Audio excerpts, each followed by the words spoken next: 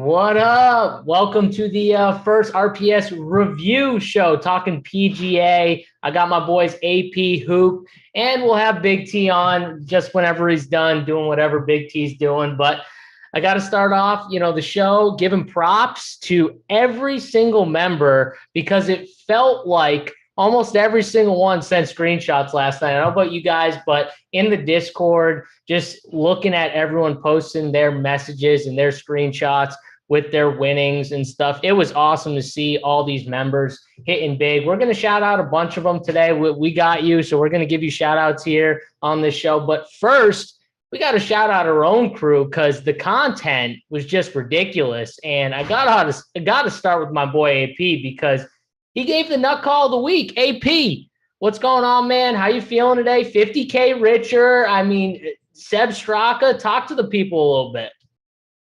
Yeah, no, it was a fun time, and it was just crazy because I was driving back home. We had a family thing out in Denver, so long drive, but sweating golf winners is always a ton of fun, and it was just crazy because my phone was blowing up, and it was because everyone won a ton of money. So I mean that's what we love to see. That's why we're here. That's why we do this. And yeah, so it's like okay, so the workbench play of the week. I always post that write up. I try to make it, a little bit funny, try to have fun with it, but I take it very seriously. Like sometimes it gets posted late. It's not like random or anything. It's usually like literally the guy I have the most exposure to. So I know some people have kind of laughed at some of the plays or the write ups or whatever, but it's usually the play that I literally think is going to be the tournament play that gets you into the sheets, gets you that big takedown, and that's exactly what happened yesterday. So I had his ownership, Seb Straka, 3 to 5%. I think like we were all high on him. Hoop was high on him. I know Snyder liked them. Big T liked them. It was kind of like just one of those plays that we all liked, and the big boy from Austria got it done for us. I mean, he looked incredible down the stretch. Yesterday. Here's the other thing with golf and why models and stats sometimes can be misleading. So and why, watching and knowing can provide a huge edge is so Sepp had played very well here. He had made 5 cuts. And but one of the stats that just, wasn't hitting for him was hitting fairways. But historically, at this track, he had done very well. He's very good at finding fairways. And so I think, it was a consensus among a lot of us. This dude has a lot of upside here, and he's not getting the love that he deserved. We saw that from Vegas, too. His 140 to 1, and he was in the 7K range. So, again, I do love looking at matchups, Vegas odds, but you have to use everything and use, watching, stats, Vegas, etc. Watch it, use all of those different things to help you make decisions. So another thing too is I know someone had a monster hit bets wise, put a bunch of money on him, won 6, 7, 8K, something like that. So all around, ton of fun. We're about to hit a really fun stretch of golf right now too. A lot of massive contests, and we're all running hot. I mean, we got Hoopster right here. He's the dude that keeps shipping 100K week after week after week. So the golf team is looking very strong right now.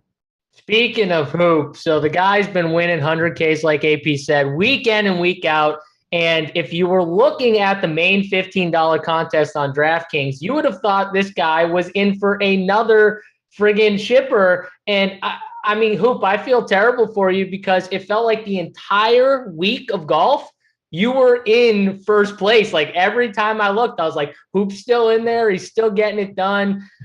Unfortunately, you didn't finish out. Talk to the people a little bit. I mean, golf's been fire for you, though. It's been probably your best sport since RPS has started, which is wild because, one, your username's Hoop. People always see you in the basketball streets. So we always think it's just, your main thing is NBA. But PGA might start being your main thing. We might have to think about a name change soon. I might have to change it. Yeah, it can be like Birdie 2410 or something. Who knows? But yeah, I mean, we're gonna work on the name. We'll work on the name. It's been a great run at PGA. Don't get me wrong. I mean, this past weekend, I was winning that thing basically all weekend. Top 10, definitely top 10 all weekend. Then going into Sunday I was sitting in first, and things started out well. I had Knox going early, and he had a nice round going. Then he hit it in the water, I think on 17, and got a double or triple. I was still in pretty good shape because I had all those guys on the team. I had Berger, I had Sepp Straka, I had Kirky, I had Svensson. Kirky and Svensson get to that 17th hole and they go double bogey and triple bogey and takes me down, but I'm still in contention at the end there with Berger, who then had to get aggressive and go for the eagle on 18, hit into the water. Ran pretty bad, but obviously can't complain. I mean, I've had the I think $200,000 or $300,000 wins in PGA, and if I wasn't going to win, I'm glad it was one of our members. And not only was it the one member that won the 15, but I mean, it was every single contest on DraftKings. RPS was at the top. And, we've been talking about it for a while. The PGA content just has been so solid. I mean, so many. We have now 7, 8, 9 guys that are digging deep into PGA every single week, producing winners. I mean, you got Snyder on the showdown side and on the main side. Uncle T puts in a lot. Campbell, obviously, a big addition to our team. Then all our core guys, the three of us. Big T's in there. Mangone's in there. Everybody is dedicated to this PGA product, and it's really paying off. And it's not paying off where people are just like making a little bit of money. We're talking life-changing money, which you're about to get into, where you see guys playing for $10, $20, $100 and turning it into 6 figures. And this week, might have been the best, like the biggest culmination of huge wins. And you have to imagine that it is life-changing money because these guys aren't playing for much, $30, $40 and turning it into 6 figures. And that's why, we do what we do. People, oh, well, why do you, if you know so much about sports, why would you give your plays away? Because this is the rewarding part of it, where you can literally see people making life-changing money. It's phenomenal and it's exciting. Yes, would I have liked to win the $250,000 on DraftKings this week? Fuck yeah. I'm pissed that I didn't win, but guess what? I'm super happy for that member that, like I said, probably won life-changing money for him. So it's awesome to see, and congratulations to not only him, but all the other winners. Yeah, and I mean, we're gonna shout him out right now. There's a bunch of winners. I don't want to just send like him and like one, like there's so many guys that won. But one of the things that you talked about, which is unbelievable to me, is a lot of people, when we talk about our company, will come at us when we post screenshots or we win, and we'll say, well, you guys win, but your members don't. And it's just not true. And we run the running joke of like members never win. And it's a segment, we do it on the show, but it's obviously a joke, because when you look at our members, these guys are crushing and they're not playing for a ton. We're going to start with, I think his name's Justin Gingery. He played $144 in entry fees on DraftKings, played a single lineup in these contests, one lineup. We're talking the main $20, the pitch on DraftKings, the main $5 drive the green, and then a few other smaller ones, the $3. This dude ships all these contests, comes in first, $250K in the $20, $25K in the drive the green, ends up winning a total of $276,000 on $144 in entry fees. And he put one lineup in those main contests where dudes are throwing 150 lineups in there. And I'm going to go back to, I'm going to try and find his lineup as we talk about it, because the one cool thing about it is, you can kind of see the content in some of these guys' lineups. Well, I think I know it, JSU. It was, get it. Yeah, it was Chris Kirk. He had Killer Keith. He had Keith Mitchell. He had Sepp Straka, obviously. Shane Lowry, which was Big T's. He was on the Wednesday show. And we'll Big get T there. Was just, we'll get there. And then he had Alex Norn.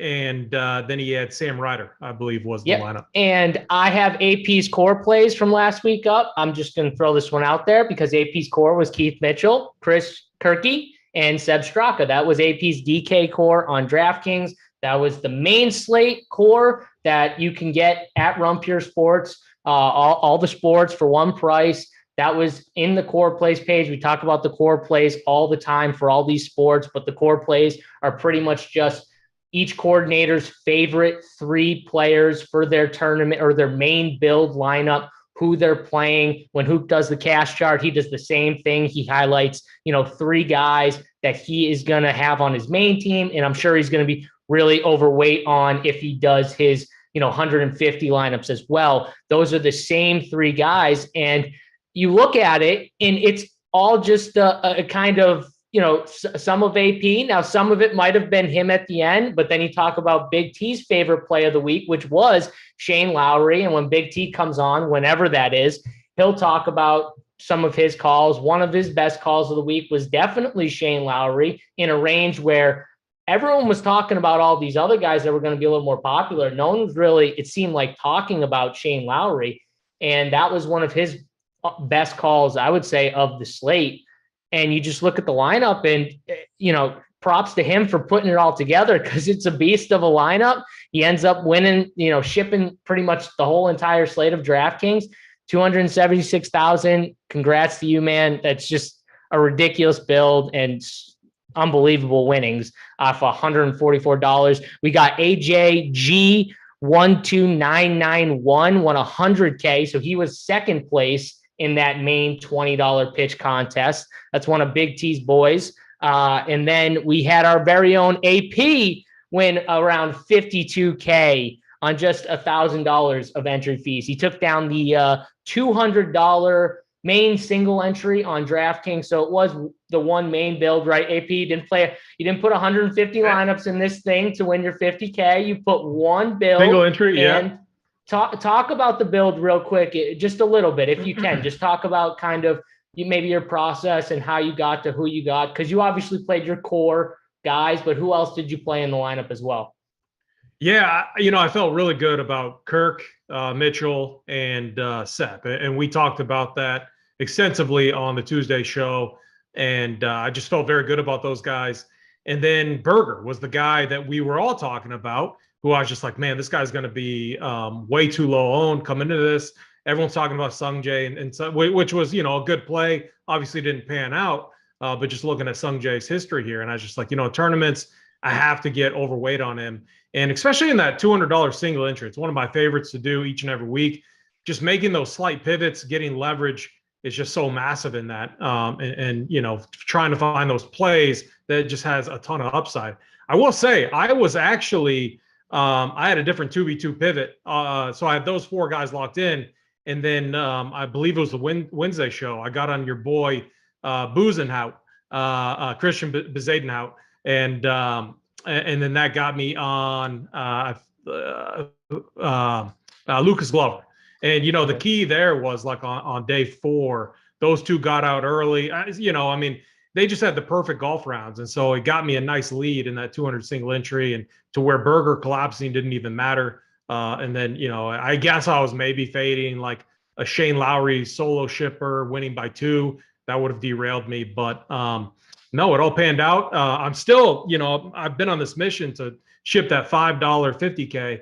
I think I got 8th in that. So I'm still kind of on a mission to ship that. Those things are tough, but we have this awesome partnership with SaberSim right now that's like really a game changer. And I've seen it with members too. Like, even if you're a single entry player, 3 max player, man, it is such a game changer when you're dialing in your build. So huge shout out to SaberSim. Got super close in the $5 50K, but no complaints here. And yeah, man, I think we're all dialed in. Now I'm really excited about PGA right now.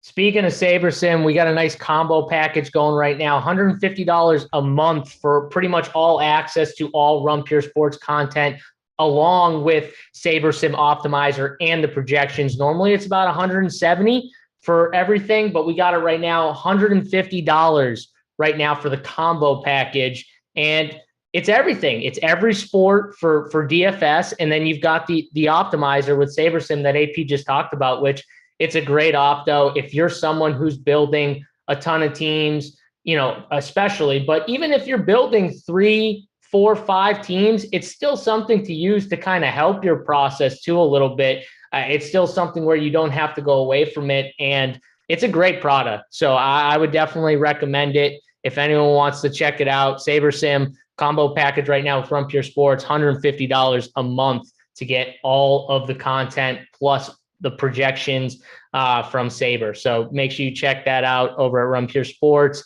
I want to kind of get your take, because we talked about how, things didn't go your way at the very end, but you've been having a lot of success with PGA as a whole. And looking at your lineup, I mean, I'm looking at, it's a really good lineup. You didn't have a bunch of like 1% owned guys, but like talk about it a little, because you had, Straka and Svensson, Kirk, Knox. So you had a lot of the guys you kind of needed, but like, did you go massively overweight on a bunch of these guys? Who were like your key guys that you kind of went overweight on? Yeah, so I think that's, without going super deep into, our strategies and how we build our teams and whatnot, I think that's one way that we do it different at Run Pure. We take big stands when we build our teams, whether it's 150 or 20 max, whatever it is, we're willing to take big stands. This week, I didn't take as big a stands as I typically do, and it actually worked out in my favor a little bit because, I was very high on Sung Jae, and I bought into the Sung Jae is safe hype, and that obviously was not the case because he was a fucking disaster. So where in the past I might have like 50% Sung Jae, I only played him like around 30%. He was actually one of my higher owned guys. So I did spread it out a little bit more this week just because of the volatility of that course. You have one bad hole in round 1 or 2, you're likely done. If you hit it in the water at 17 in the before the cut, like you're potentially not playing on the weekend. So there is a lot of variance at this course. So like I said, I did spread it out a little bit more this week because of the uncertainty and the volatility of this course. But I listened to our content. I started on the Tuesday show. Me, AP, Snyder on there, kind of breaking down the entire field, and that's when I really start to narrow things down.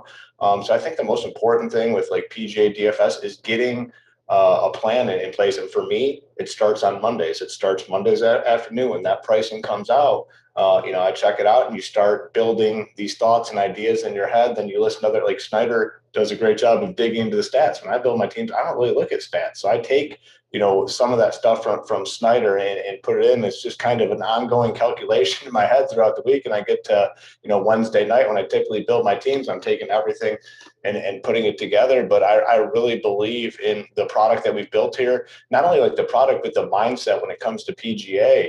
And we're all kind of like Tambo, for example, before he came on with us, he said he played a different way. Like he built his teams differently, but now talking with all of us, doing shows with us, he said he's kind of made a change. And, he almost won the Millie a couple weeks ago when everyone needed Neiman. He finished 10th with a non-Neiman team. So it's just like a community, I think, in the PGA that we're building here. And I love it because it's something we're all passionate about. Everyone kind of contributes their own way, in their own way. Like I'm not a stats guy. I do not look at stats at all for PGA.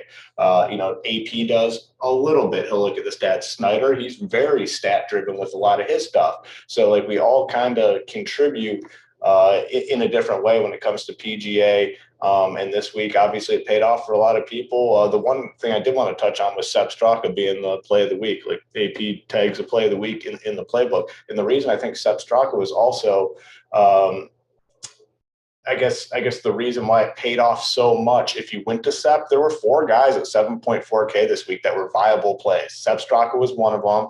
It was Aaron Rye, Lucas Glover, and I cannot remember who the 4th was, but there were 4 guys that were very appealing at 7.4K. So naturally, people are going to come to that 7.4K price tag and say, hey, I'm going to get a little bit of this guy. I'm going to get a little bit of that guy. So that definitely helped with the ownership on Sepp Straka, where there's 3 other guys right at that price point that are very viable options that people are going to click on. I don't know what Straka's exact ownership ended up being in a lot of these contests, but I'm imagining it was lower because of the fact that there were 4 guys at that exact same price tag that were viable options. So it was a great week, and like I said before, congratulations to all the winners, and we'll be grinding right back for this Arnold Palmer Invitational this week.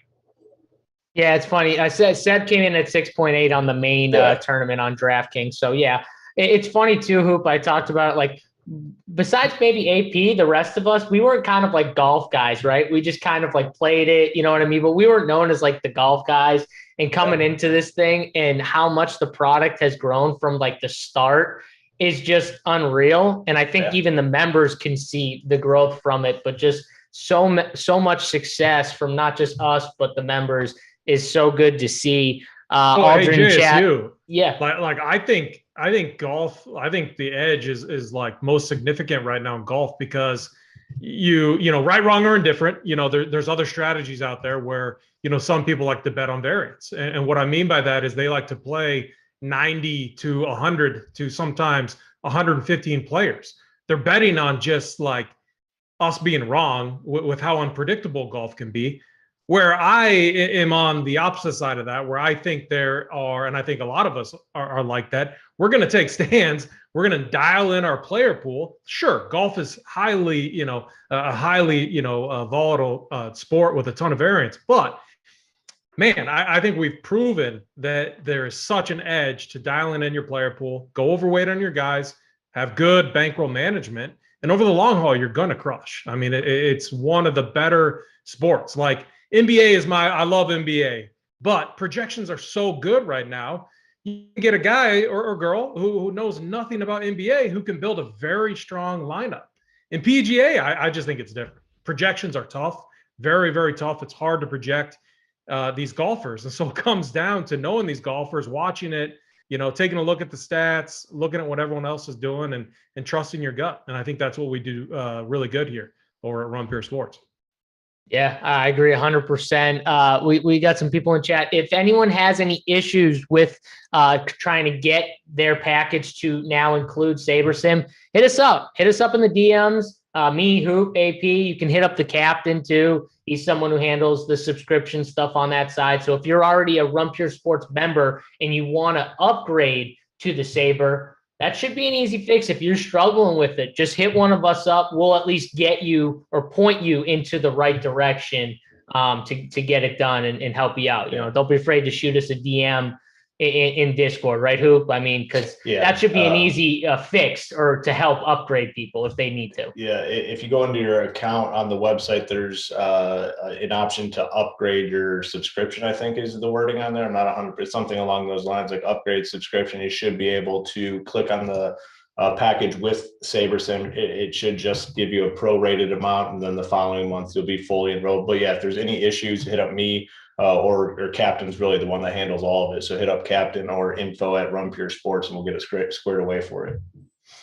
All right, there we go. I do also want to mention, guys, don't forget, hit that like and subscribe to the YouTube channel. That red box in the right-hand corner is that subscribe button. Really trying to push those subscribes. So hit that subscribe button. Get notified every time we go live for these shows. You know what I mean? Because we got a ton of free shows on here. Get notified. Also want to mention the Keg Live add-on, only $40 a month. Live betting for NASCAR, MMA, NFL playoffs are obviously over, but NBA, he's got everything over there. I saw him giving out, Kyle Larson live as a winner. I'm pretty sure Dunkel bet it, gave out some winners for NASCAR. So, I mean, Keg just gives out winners. Check him out over there. Does a really good job, especially live betting. He just does a really good job live betting. So, check him out. But I do also want to give a few more shout outs because I can't shout out everyone. I do have a list of like everyone that put screenshots out there, because some of the screenshots,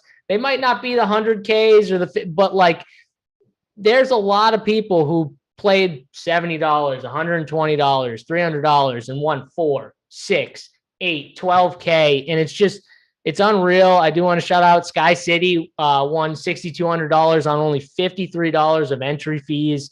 Our guy Wiggy, $2,100 and only $321 in entry fees. Scralf won $20K. Let's see. Gator Hater 24 won $1,800 on only $100. Just so many guys. I could keep going. The list keeps going on and on. But I do just want to shout out everybody who won money, because it was just constant winners just in the Discord, just loaded up. So congrats to everyone who did that. Now, obviously, the last thing I do want to hit on is the showdown content that we've added at Run Pure Sports. And it's something that really right now no one's been doing. We came up with this idea to kind of get more talk on each round of showdown content. And if you guys have been following the YouTube page and you're subscribed to it, should have been notified because we went live for these free shows the last 2 weeks, specifically talking about round 2, round 3, and round 4 showdown, specifically how to attack it, strategies, who specifically guys were on, who they were fading, and who. We'll start off with you because you've been doing it on Thursdays for the round 2. Talk about kind of the edge. You and Snyder did a great job listening to it. Talk about like the edge you kind of have with that, and really no one's been doing it, so it's kind of like something that we're kind of pushing, and it seems like we're first on talking or trying to be heavy on the showdown content specifically. Yeah, I mean, we've, again, like we talked about in the opening, we're all very passionate about PGA. It's one of the more like emerging DFS sports. It's so popular. And now these showdown contests continue to get bigger and bigger. And, especially for like the majors and stuff, you're going to see massive prize pools for the showdown content. So we're kind of putting a big emphasis on the showdown stuff because, we have Snyder doing the playbook every week, and he is really diving in. He's looking at so we're doing, me and Snyder have been doing the Thursday show. Big T came on last week, but he's really diving in quickly into the round 1 stuff. What did he see round 1? So for me now, I said I don't really care about stats all that much when it comes to showdown. That changes a little bit because you want to know the guys that were hitting the ball really good and just couldn't make a fucking putt. Like if a guy's hitting it to 7, 8, 9 feet almost every shot and he's missing every putt, I want to know that going into round 2 because putting, there is pretty high variance in the short term. Yeah, a lot of these guys end up being good long term, but in the short term, these guys can have a bad round or 2 putting, but then quickly turn it around. So that's some of the stuff that I want to know for showdown. Snyder digs into all that. You can find different price point plays like I like to do for showdown. If I see a guy was 9K on the main slate, but then for round 2 showdown, they took him all the way down to 8.2K for some reason, I'm going to point that out. And so it's just going to be a deeper dive into each individual round. The Thursday or the round 2, round 3 shows are going to be free. And then the round 4 is going to be premium. And the first week we did it, I believe Big T took down like 25,000 or something in the main showdown contest on DraftKings. So we're finding a lot of success in these showdown streets as well that we want to share with everyone. And like I said, we're all just really passionate about this PGA stuff right now. So we're going to continue to do these shows moving forward. They've been a hit, and more importantly, they've been very successful as well. Yeah, I mean, people have been, tuning in kind of too, like more people than we kind of thought going in. So we just like, screw it. We'll keep it round 2 and 3. Like Hoop said, they're going to be free. They were on our YouTube page the last 2 weeks. They might be moving to a different platform.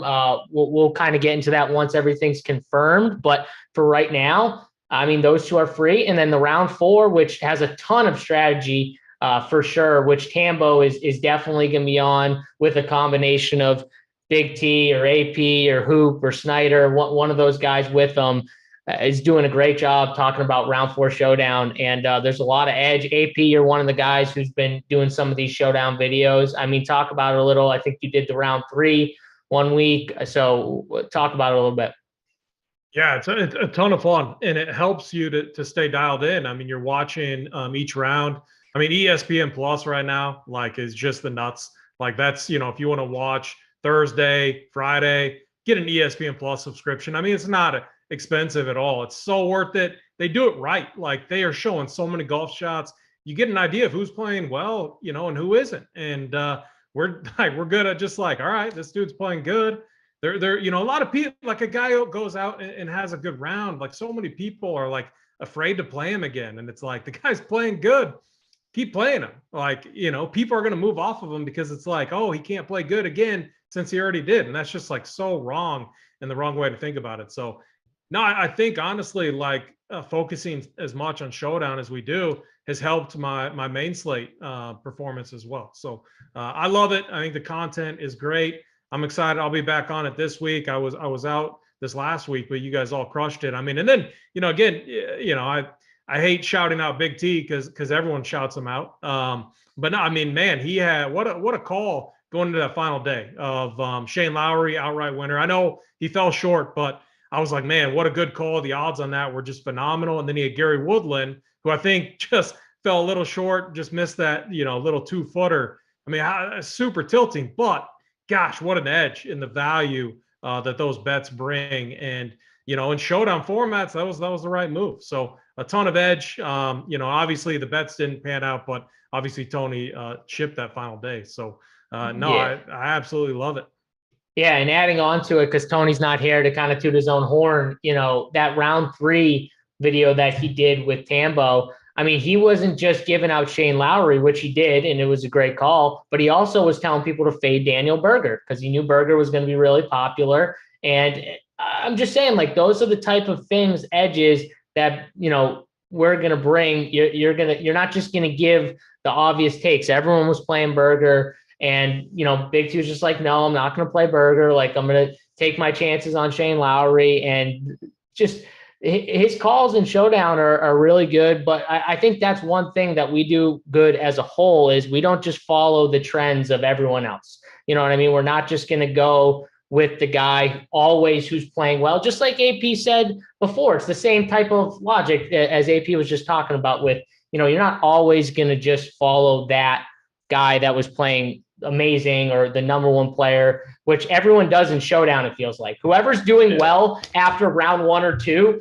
you realize if you play showdown content, they're always the most popular players, right? Especially if they leave them cheap, which was Neiman. The thing with Joaquin Neiman, what was it, 2 weeks ago, where they kept him at like 8K or something like that the whole week. And yeah, he was on the winner because he was so cheap. But I'm just saying, like, strategically, everybody is just playing the guys who went out there and did really well the first round set. And that's where you can have edge because you can play guys that are just playing not as good, but the ownership is going to be ridiculously lower than the guy in his range who played really well in round 1. So I think that's another way to get some good edge in showdown. It's just not always following the leaderboard, which it seems like people do, right? They just kind of they follow that leaderboard and pick out price points, and they're like, "Oh, this is too cheap." He played really well round 1.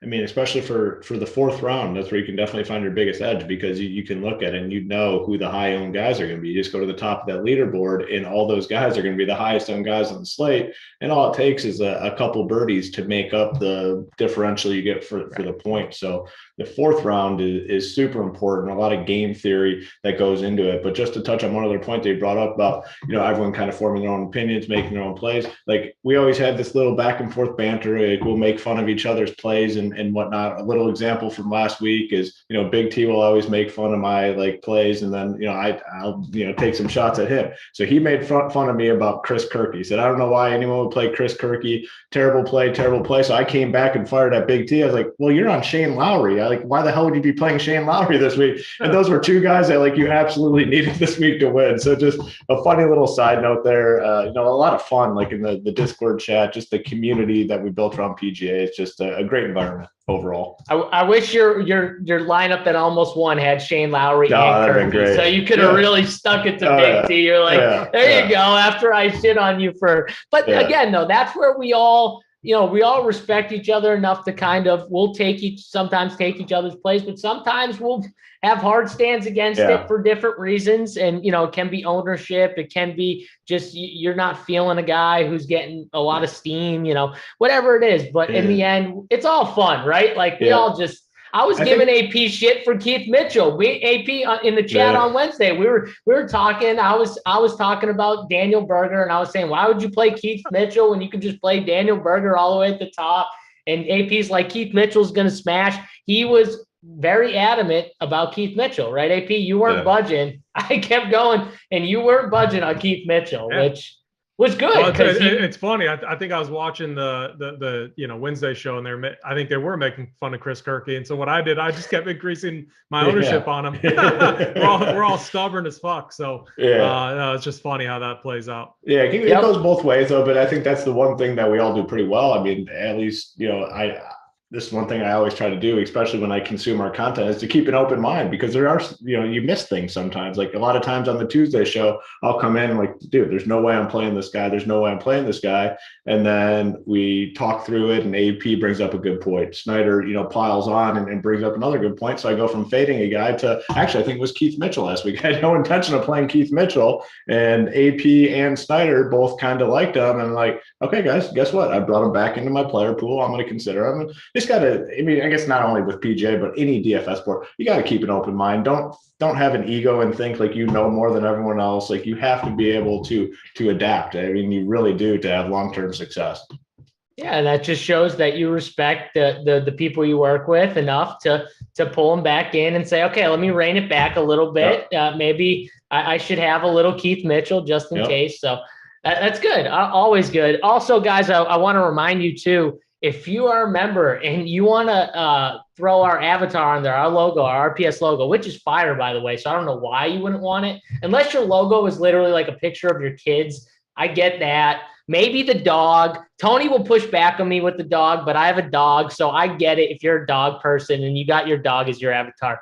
I get those two things. But outside of that, get that RPS avatar, that logo. You can get it right in the Discord. If you're in the Discord, it's really simple, takes 2 seconds, and it's awesome for us as a company. So if you guys want to do it, I know a bunch of members that, don't even realize it, even that they're just like, oh, I could, it's that simple. Like you just take it, you add it to the avatar. It's done in like literally takes a minute. Like it doesn't take that long, and it's big for us. So, I mean, check that out. If you have any issues or are confused, like just hit one of us up. We'll show you how easy it is. We'll help you out and get it there, because it's a big help for us. And the Discord channel is another thing I want to, kind of tout out, because in the Discord, we're in there all the time. These guys are answering questions all throughout the night, like prior to lock, like before lock. You'll see people in there when it's early lock. You'll see people in there early, like 5:30 a.m., 6, like answering some questions. You'll see people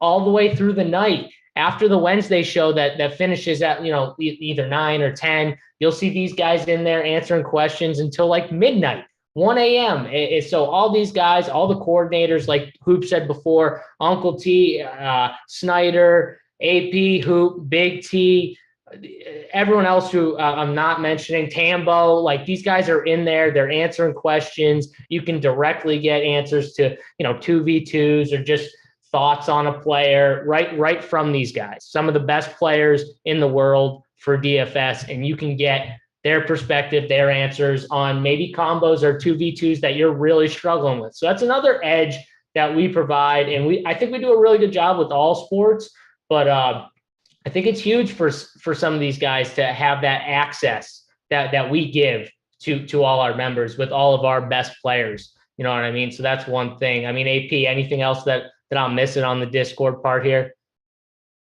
No, I mean, it's just, we say it every week, but Discord, a ton of fun. Everyone, the mojo in there, something's changed. It's like good mojo, except for on Thursdays, we still have that one issue, but for the most part, mojo has been good. And that's how we want to keep it. A ton of fun though.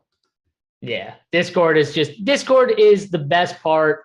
I'll say it. I know sometimes the tilters in there, the early tilters do drive us nuts, but we love all you guys, and the Discord is the best. Like if you're a member and you're not in the Discord, you're using the subscription all wrong. No matter if you're winning or not, I don't care. You should be in the Discord. Get in there. If you're a member, you might as well. It's just an add-on. You know what I mean? You're not paying extra. It's included in the RPS subscription. So get in there, use the Discord, hit us up. And check out that logo, check out that avatar. If you have any issues with it, hit us up, because we'll help you out. So all right, boys, did you pull up any of the early pricing for this coming week? Because I don't want to dive deep into it, but I didn't know if anyone just saw any alarming price tags or anything like that from this Arnold Palmer tournament that we're going to have a ton of content for going forward. Hoop, did you pull up the pricing at all? Yeah, I checked it out just a little bit before. And, the one thing I will say, I think they did a pretty good job with the pricing on this top end. Like they got these guys up there. Like, so John Rahm comes in at 11.4, the most expensive. Then after that, I mean, they went right to Rory at 11.1, Hovland at 10.8, Scheffler at 10.6, and Matsuyama at 10.3. So, up here, you can anticipate Rahm being the highest owned. That's no surprise. He's the favorite.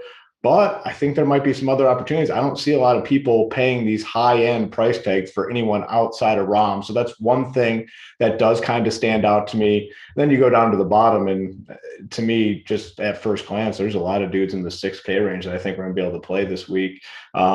It's a shorter field. I think it's only 122, so a higher percentage make the cut. I mean, my boy Nick Taylor's 6.7K. You know, I'm going there. Svensson 6.7. So there's going to be some opportunities to dive deep. I just remembered the last guy that was 7.4K last week. Not to go all the way back, but it was Grayson Sig. So you had Rye, Glover, Sig, and Sepp Straka all 7.4K last week. That's why the Sepp Straka play came in so low and paid off for us. But back to this week, yeah, I mean, Rom's going to have the ownership. Those other expensive guys, I'm not sure on. I don't think they're going to get a bunch. But then you got like Paul Casey at 8.3K. I imagine, he's always super popular. Now he's 8.3K. Keith Mitchell, 8K. Tringali, 8K. So I think there's going to be a lot of value in this low 8, upper 7 range. Chris Kirky, 7.5. Cameron Young, 7.5, just continues to crush. Snyder's going to be all over that. I think he already has commented on the Cam Young price tag. But I think there's going to be some opportunity to play some of these cheaper guys. Good job with the pricing, though, overall in this top range. You got to make some decisions. Love it. AP, just a quick, overview, quick glance on the pricing, anything? Yeah, I mean, the best thing about kind of scheduling, like I think normally the tournament that was played last week is played after this event, is what I thought. I don't know exactly, but what I do know is these events correlate really highly with each other. I was pulling up kind of the stats that I look at. They're very similar to what I look at last week: ball striking, approach play, good drives, avoiding bogeys, par 4 scoring is a big one, and obviously putting on Bermuda. And I think a lot of the guys that we played last week are going to be once again in play this week. Guys like Chris Kirky, Keith Mitchell, those good ball strikers, guys that are playing really well. I'm literally like, I'll be honest, Rom, best player in the world. Definitely the best player in the world. Something's broken with the around the green game and the putter, and he's not been as good on this Bermuda surface. So I think I'm going to be making some stands. I'm looking at Rory, who has phenomenal history here, is priced up. Hopefully that keeps ownership down a little bit. I think it's going to be a fun week. I agree with a lot of what Hoop said, but I think we just come back with a similar strategy that we had last week, and I think it's going to work. So, it kind of projects, in my opinion, to be another really solid week. And, here's one other thing that I'll throw out there. Now, can Sepp Straka go back to back? I mean, highly unlikely. His history here isn't as good. I will say the guy is hitting fairways and he's playing really well. One thing I used to always do is just always fade the guy coming off a win. We kind of stopped doing that. I can't remember what show it was, but we talked about it. And these guys are playing good. Just keep playing. Like Sepp Straka is going to be like 2 or 3% up. He's only 7,300, I think, 7,200. You don't need much of them to get overweight. So, I'm going to go back to a lot of the same plays that we played last week. And I think it's going to be another fun week for RPS. Love it. If you guys want more takes from these two gentlemen over here, plus Snyder, check out the Tuesday golf show. Normally they run that around 8:30 p.m. Eastern time, guys. So check them out there, 8:30 p.m. Eastern time, right on this YouTube channel. Hit the like, hit the subscribe, that red box at the right bottom right-hand corner. Subscribe to the channel and check out their show, Tuesday, 8:30 p.m. Eastern. Really good show, really good kind of first look and goes through the whole slate with these guys. And then we got the Wednesday show, premium show with Toe Tag and Tambo, Big T, and a bunch of different guests. They just Uncle T and a bunch of different guests. Sometimes Uncle T's there, sometimes he's not. I don't know Uncle T's schedule. He's got a busy schedule, Uncle T. Uncle T, I need you there on Wednesday. All right, stop messing with me. I pulled up the show thinking you were going to be there and you weren't. Get on the show every week. I do not like it when my Wednesday show doesn't have Uncle T. It stinks. It's very hurtful, Hoop. I don't like it when he misses those shows. And the best part about Uncle T, like he'll say he has all this stuff going on, busiest guy around, but then you're doing a show and Uncle T's like texting the whole time. It's like, Uncle T, like just come on the fucking show, Uncle T. Like people love Uncle T. We need Uncle T on the shows. I don't want behind the scenes. He's in the live show chat, messaging everyone like I got this and that going on. I can't make the show. And then he's like the most active viewer of the show. Hate to see it. Listen, Rob did a great job. We love Rob. He did a great job. But Uncle T, we need you back on the Wednesday show booth. Get in there. Check those guys out on Wednesday. Big T, Tambo, Uncle T, and whatever guest Big T decides to bring this week. JSU, you know, so I thought Rob did a phenomenal job. So if you, you know, if you're a member out there, we have more stuff coming that's in the works that Rob is going to be working on. Some of it might drop this week, but I know for sure next week we're going to have him possibly on a show. And possibly some written content, members only is what it's going to be for, though. Yep, love it. And don't forget all the other content, core plays, the playbook done by AP Snyder, and then all of the cash chart that Hoop and all the guys do to get you kind of ready, dialed in for the cash streets, and pretty much the showdown content, which we got rolling through every round. So make sure you check that all out over here at Rumpier Sports. That's going to do it for us, though, guys. Thanks for hanging out with us. Don't forget, Hardwood live show at 4:45 Eastern time, talking some NBA on this YouTube channel. Stay tuned for that. For me, JSU, AP, 50K Richard, Hoop. We'll see you guys later. Good luck.